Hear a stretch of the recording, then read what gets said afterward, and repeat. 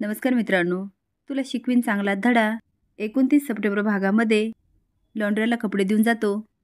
चारू म्हणते, काय ग, आले का कपडे? नीट तपासून घ्या, माझ्या 3 साड्या आहेत त्यामध्ये. अक्षरा मनात म्हणते, छान संधी आहे, आता बाबांचे कपडे घेऊन आईलाच पाठवते. आई तुम्ही एक काम करता का?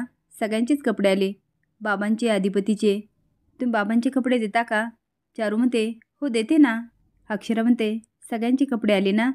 ते असून म्हणते, अगं त्यात काय एवढेच आहेत का? तेवढ्यात दुर्गी येते आणि लपून ऐकत असते. अक्षरा म्हणते, अजून कपडे आहेत. दुर्गी म्हणते, अशी आयडिया चालली होय, सारखी खोलीत पाठवायली होय त्या चारूबाईला? तू किती बी प्रयत्न कर ग मास्टर डे, मी काही तुझ्या मनासारखं होऊ देत नसते. अक्षरा तिच्या रूममध्ये जाते, पण दुर्गी मात्र चारूच्या मागे पळते.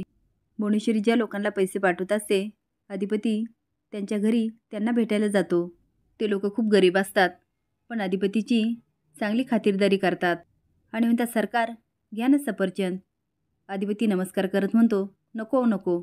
एक जण म्हणतो, सरकार पाणी. तो म्हणतो, होय होय ते द्या, आता तुमच्याशी बोलायचं होतं म्हणून आलो. आता तुम्हासनी कल्पना हाय की नाही ते काय आम्हासनी माहीत नाही. थोरल्या सरकार आमच्या आईसाहेब गेले काही दिवस झाले, त्यांचा पत्त्याच नाही. एक जण म्हणतो, होय होय लागली आम्हाला खबर. अधिपती विचारतो, तुमचा कुणाचा संपर्क झाला का? त्यांना कुणी बघितलं का? त्यांच्याशी फोन झाला का? आमचा फोन झाला होता, म्हणजे आम्हाला फोन आला होता, पण त्यानंतर काय फोन बिन नाही. पण तुमच्या गावामध्ये असं कुणी सांगितलं का? भुवनेश्वरी मॅडमला आम्ही बघितलं नाही, म्हणजे आम्ही लय आशा घेऊन आलो. एक जण म्हणतो, अधिपती सरकार काय सांगू तुम्हाला, मला आणि या बाबल्याला लय मदत केली. आम्ही कर्ज घेतलं आणि आमच्या कर्जाच्या हप्त्यांची त्यांनी जबाबदारी घेतली आणि मग आमचं जगणं सोपं झालं. ह्यो बाबल्या तर जीव द्यायला निघाला होता. आम्ही जे काय आहे ना ते भुवनेश्वरी सरकारांमुळे. बाबल्या म्हणतो, त्या गावामध्ये दरबार भरायच्या, स्वतः पुढे येऊन लोकांच्या अडचणी सोडवायच्या. कामं दिले हो त्यांनी आमच्या हाताला, त्यांचे लय उपकार आहेत आमच्यावर आणि आमच्या गावावर. चारू वर जायला लागते. दुर्गी म्हणते, अगं बाया बाया बाया, घरामध्ये एवढे नौकर आहे, तुम्ही का कपडे घेऊन चाललात? का अधिपती भांडले म्हणून नाराज बिराज होऊन घर सोडून चाललात की काय? आता चारूला एवढा राग येतो, ती दुर्गीकडे बघते. दुर्गी हसत म्हणते, गंमत गंमत केली हो, राग बीग मानू नका. त्याचं काय आहे, मला तुमचं लई वाईट वाटतंय. आता बघा ना, तुम्ही आई असून अधिपती तुम्हाला आईचा मान द्याय ना. आता तुमच्या ध्यानात आलंच असेल, आईपेक्षा माझी ताई त्यांच्यासाठी किती महत्त्वाची आहे.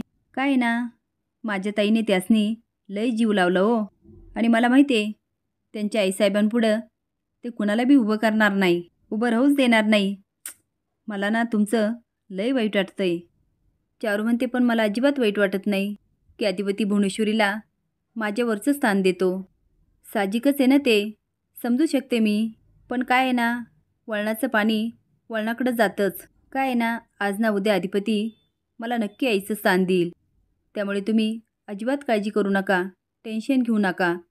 वाकडं तोंड करत म्हणते, वाईट वाटून घेऊ नका. तुम्ही तुमचं काम करायला चालल्या होत्या ते करा ना, मला माझं काम करू द्या. आता दुर्गीची चांगली जिरते. इकडे लोक अधिपतीला म्हणतात, सरकार आम्ही पण त्यांचा खूप शोध घेतला. अधिपती म्हणतो, तेच कळाना कुठे गेल्या ताईसाहेब. दुर्गी मागं जात म्हणते, ऐका की चारूबाई. चारू म्हणते, आता काय? ती म्हणते, नाही म्हणजे मी मागाशी जे काय बोलले त्याचा राग मानू नका, म्हणजे मला जे वाटलं ते मी बोलले. चारू म्हणते, मला पण जे वाटलं तेच मी बोलले, मला राग नाही आला.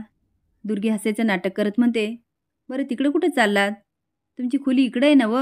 चारू म्हणते, अहो यांचे कपडे आहे ना ते त्यांना देऊन येते. दुर्गी म्हणते, आता बाई तुमची कमालच झाली. अहो तुम्ही घराच्या मालकीनबाई आहेत, हे असली कामं करणं तुम्हाला शोभत नाही. तुम्ही एक काम करा, ही समधी कापडं माझ्याकडं द्या द्या, मी ठेवते. चारू स्माईल करते, तिला जे कळायचं ते कळून जातं. दुर्गी म्हणते, तुम्ही तुमच्या खोलीत जा, आराम करा. ती असून म्हणते, बरं. ती निघून जाते. दुर्गी मनात म्हणते, त्या मास्तरडीने किती बी प्रयत्न करू दे, पण मी हाय आडवी यायला, मांजरीवाणी. माझं तुझ्यावर 24 तास लक्ष असणार आहे बघ चारूबाई. आणि मोठ्याने आवाज देते, धनाजी, ए धनाजी, हे घे कपडे. ही मोठ्या मालकांची इस्त्रीची कापडं, ही हलकी सलकी कामं म्या करायची का? अजिबात लक्ष नसतं तुमच्या लोकांचं. चल चल नेऊन ठेव. धनाजी किचनमध्ये येतो आणि म्हणतो, वहिनीसाहेब मी करतो ना. अक्षरा म्हणते, बाबांसाठी सूप करायचं, तुम्ही करा, पण द्यायला जाऊ नका, आई जातील. धनाजी म्हणतो, वहिनीसाहेब तुम्ही सांगता, पण दुर्गी मॅडम लय ओरडत्यात. नाही म्हणजे त्यांनी सरकारांच्या हातातून कपडे घेतले आणि माझ्याकडे दिले आणि मला पाठवलं. तेवढ्यात दुर्गी येते आणि म्हणते, वा वा वा वा रे धनाजी, माझी चुगली करायला लागला वय, तुला यासाठी कामाला ठेवलं. अक्षरा म्हणते, मावशी कसं बोलता तुम्ही, त्यांनी काही चुगली केली नाही, जे घडलं ना तेच सांगितलं. आणि मला सांगा, आईंच्या हातातून कपडे तुम्ही काय घेतले. दुर्गी म्हणते, वा ग वा, तू आता उलट तपासणी घेणार आहे. हे धनाजी, तू काय तोंडाकडे बघत बसला, जा की दुसरी कामं कर. धनाजी निघून जातो. ती म्हणते, होय मी सांगितलं, अगं घरामध्ये एवढे नोकर चाकर आहे, त्यासनी काम करू दे की. चारूबाईने असली कामं करणं शोभतं का त्यासनी, सांग बरं. सांगितलं मी, बोल. ती म्हणती, मावशी त्यांना जे हवं आहे ते करू दे की त्यांना, आणि घरामध्ये नोकर चाकर असले म्हणून काय झालं, घरातल्या मालकिनीला काही करायचं असेल तर करू द्या की, तुम्ही काय अडवताय. दुर्गी म्हणते, म्हणजे मी मुद्दामून केलं असं म्हणायचं आहे का तुला. असंच आहे, त्याचं काय आहे, माझी ताई नाही ना घरात. हे बघ, तू काल आलेली पोरगी, आता तू सांगणार मी काय करायचं काय नाही. हे बघ, मी ताईची बहीण आहे, ह्या नात्याने मी बी तुझी सासू आहे. बोट करून म्हणते, उलटी उत्तरं द्यायची नाही मला, कळलं. अक्षर म्हणते, एवढं काय चिडताय तुम्ही, एवढं काय बोलले मी. दुर्गी म्हणते, हे बरं आहे की, यालाच म्हणतात स्वराच्या उलट्या बोंबा. आता दुर्गी अक्षराला खूप काय बोलते. तेवढे आजी येऊन म्हणते, काय झालं ग दुर्गे, तुम्ही विचार की, हिला विचार. तो धनाजी माझ्याबद्दल हिला चुगली करत होता आणि त्याची बाजू घेऊन मला बोलायली. अक्षरा म्हणते, नाही मी असं काही बोलले नाही. इकडे अद्वैतीची चौकशी चालूच असते. आता दुर्गी खूप काय बोलते आणि निघून जाते. अक्षरा म्हणते, आजी मी असं काहीच बोलले नाही. आजी म्हणते, सोड ग, तू कशाला मनाला लावून घेती, स्वभाव आहे तिचा, उगाच कांगावा करते. तुला जे करायचं ना ते करत राहा, माझं दुर्गीकडं लक्ष आहे, नको काळजी करू. चंची आणि दुर्गी बाहेर खात असतात. चंची म्हणते, मम्मी असं रस्त्यावर फिरायचं. ती म्हणते, अगं थोड्या वेळ असंच बाहेर राहायचं, त्या अद्वैतीशी घरामध्ये काहीच बोलता येणार नाही. आता चारू किचनमध्ये येते आणि धनाजी पण. धनाजी म्हणतो, आमची मिताली सारखी म्हणती रंकाळ्याला भेळ खायला चला. अक्षरा म्हणते, आई तुम्हाला खायची का भेळ, तुम्ही जा ना रंकाळ्याला. चारू म्हणते, अगं मी कशी जाणार तिकडे.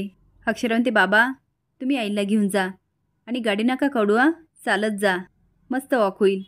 चारूस म्हणतो, अगं आता कुठे वॉक, घरातच भेळ करा. धनाजी करेल ना. धनाजी म्हणतो, वय वय.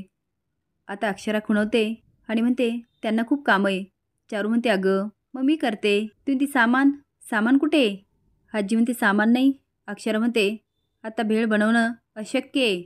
आता धनाजी काका कुठून तरी सामान आणणार, मग भेळ बनणार, तुम्ही खाणार, केवढा वेळ जाणार. आता आजीला हसायला येतं, पण चारूस म्हणतो, नको अक्षरा, आता खरंच खूप कंटाळा आला, रंकाळ्यावरची भेळ आपण मागूया ना, लगेच येईल.